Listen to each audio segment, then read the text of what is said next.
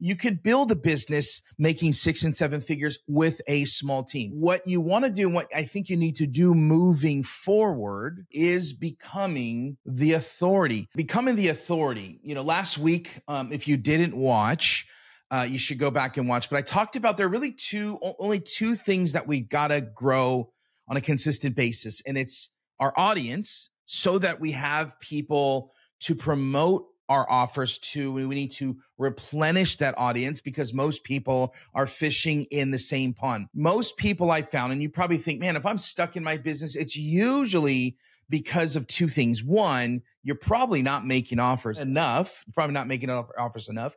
And then I would say two is you're not replenishing your existing audience. And what you want to do, and what I think you need to do moving forward, is becoming the authority, like the preeminent, dominating the market person. And what I mean by dominating the market, I'm not talking about like bullying everyone around, but you are positioned in the market as the most trusted fiduciary of that market. And I've done this in my past. I did this with my local agency in Sacramento. They literally positioned me as like the guy when it comes to, call me a Twitter expert here. They literally positioned me, you know, Sacramento Magazine, number 15 up here. They called me 15 people to watch in 2011. And I was one of 15 people to watch. They called me a social marketing guru, which is really weird. But I was on every major media outlet. And as a result of that, I never, ever had to go find clients, because I became the hunted. And what you're going to learn in this group on a continual basis is how to go from marketing to the same people over and over again and coming up with new offers and thinking it's your offer, your messaging that's off. No, because you don't have a replenished audience. You're going to learn how to automate that process over time. And if you want help with that, totally happy to help you. You can always DM me on how we do that. We install these automated systems for coaches to kind of have this never-ending lead source of high-quality people.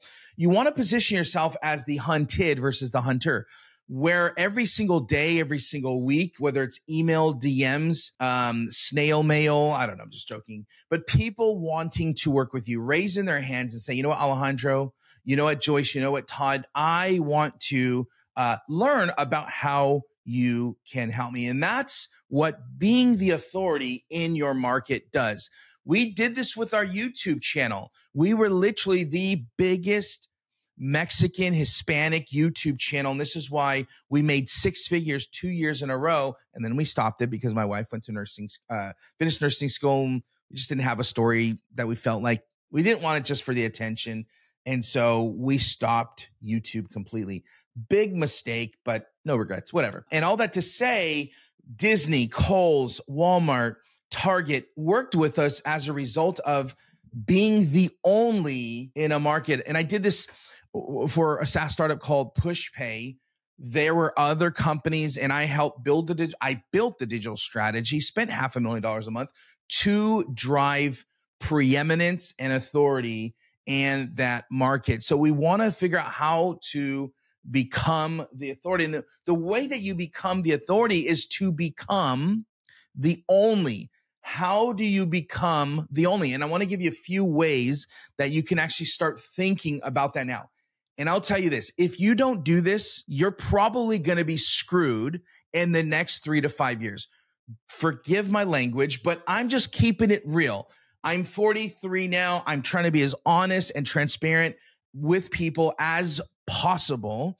Want to be my authentic self. And the way my style is, I'm just going to be very direct and blunt with people. With the people I coach, I'm not going to be the coach like a player's coach, like, I love that guy, he's great. I want to be the guy that's like, man, Alejandro frustrates me, but man, he does not let me settle for anything less than greatness in my life. So I'm going to push on you, going to prod, going to ask questions that make it uncomfortable for you. So you are going to be in trouble in the next 3 to 5 years if you don't become the only. This is why I think the full service agency is probably the worst business model in the world. Full service agencies are stupid. They're dumb. Here's why. Because you cannot be world class unless you have startup capital, 100, 200, 300, 500 employees. And if you want to do that, by all means. I'm not talking to you. This group is for entrepreneurs. This group is for people that want to build energy efficient, lean businesses. You could build a business making 6 and 7 figures with a small team. So full service agency sucks because you cannot be world-class at SEO, email marketing, content, Facebook ads, everything other ads, video marketing, et cetera, et cetera, et cetera. You just can't. So stop it if you think you can, because one unicorn did it. I'm not a unicorn. Maybe you are, but what you need to do is you need to focus your audience, or excuse me, your messaging, your brand on one specific thing that you can be the only. Here's what I tell people. Once people come in because you've pierced through the noise, because it's harder than ever right now to stand out, you've pierced through the noise and you've stood out. When people cross the threshold of becoming your client, then you can start marketing other things to them. I talked to a guy a few years ago, full service marketing. I told him I hated that. It's terrible. He wasn't making 6 figures. Then I told him, where's 80% of your income coming from in your agency? And he said, direct mail.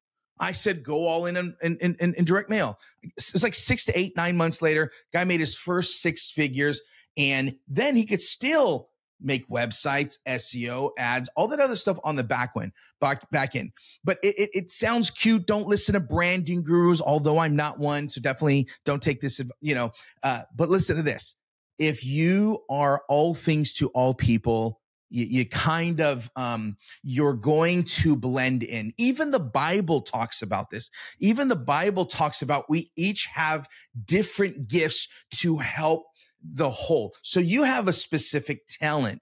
You cannot be world-class at 5, 6, 7 things when you have an agent. So what do? We have to figure out how to become the only. Becoming the only. This is what you got to do. You got to niche the niche, and you got to niche the niche. You got to keep niching down. And I'll show you how to do that. When I first started Facebook ads in 2010, I basically said, I help people with Facebook ads. And then you got to kind of go a little bit more niche, because now more people are starting to use ads and other people are starting to teach it in competition, and other people starting to run ads for people. So I help entrepreneurs with Facebook ads, very specific, but then that got too broad as time went on. And I ended up saying I help local small business with Facebook ads. Now, this example is not me because I've never worked with roofers, but if I wanted to, instead of even going, I help local small businesses with Facebook ads, I can go even niche. I can niche down from there and niche the niche. And I can help roofers with Facebook ads. Okay. Now I got to go even more niche than that, because markets start to collapse and get smaller.